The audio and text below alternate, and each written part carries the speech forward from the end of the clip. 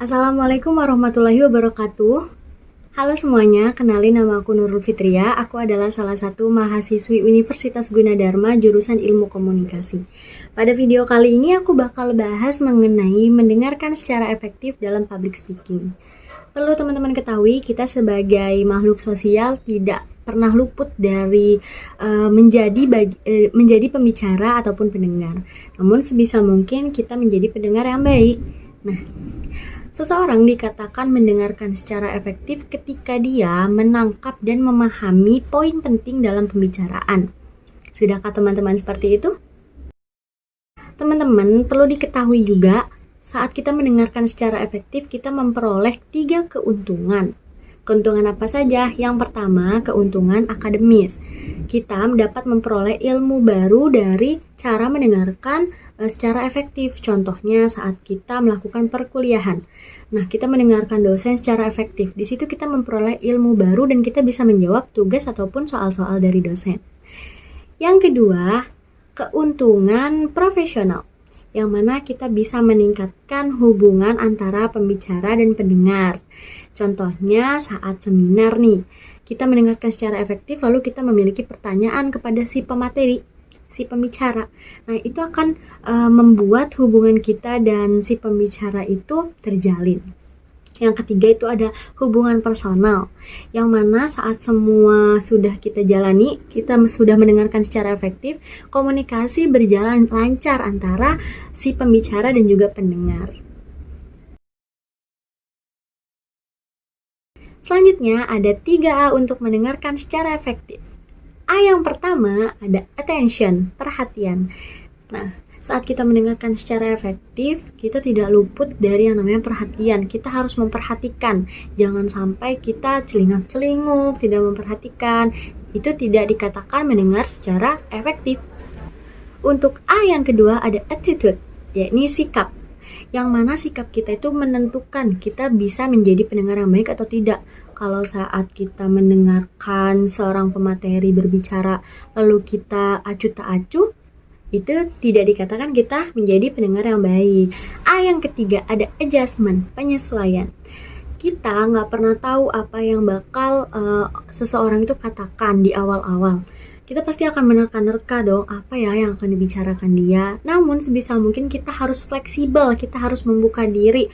Oh, pembicaraan dia mengenai satu topik tentang fotografi. Tuh. Ya udah, kita ikuti alurnya dia berbicara. Jangan sampai kita malah memutus alurnya memutus pembicaraannya dia tentang fotografi. Itu dia 3A untuk mendengarkan secara efektif.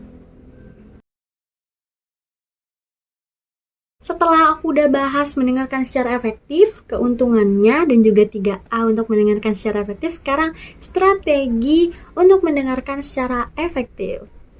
Strategi yang pertama yaitu membuka pikiran kita. Nah, seperti yang tadi ya, fleksibel itu, kita jadinya membuka pikiran kita, kita harus menangkap juga dari sisi si pembicara. Jangan karena kita memiliki konsep lain, kita memiliki pemikiran lain, kita malah menutup diri dari si pembicara. Itu jangan sampai seperti itu. Untuk yang kedua, yaitu mengidentifikasi gangguan.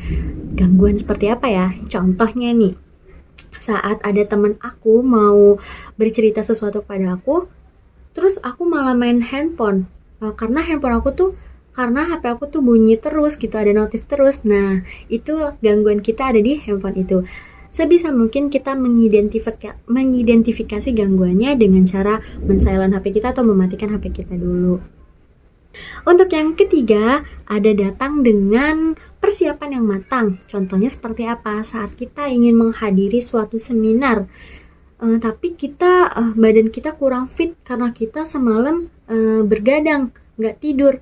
Nah, saat kita sampai di tempat seminar, kita malah mengantuk dan tidak mendengarkan secara efektif.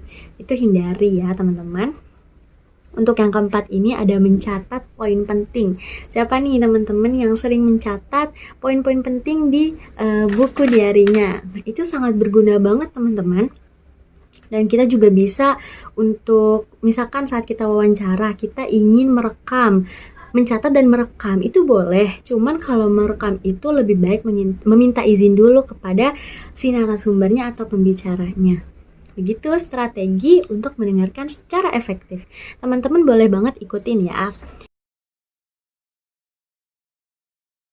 Cukup sekian pembahasan aku tentang mendengarkan secara efektif. Sebetulnya mendengarkan secara efektif itu banyak banget poin yang belum aku bahas, seperti hambatannya ataupun feedback untuk si pembicara. Namun mungkin di video lain waktu aku bisa bahas juga ya teman-teman. Nah, cukup sekian dari aku Nurul Fitria pamit undur diri. Mohon maaf apabila ada kesalahan selama aku menjelaskan. Assalamualaikum warahmatullahi wabarakatuh.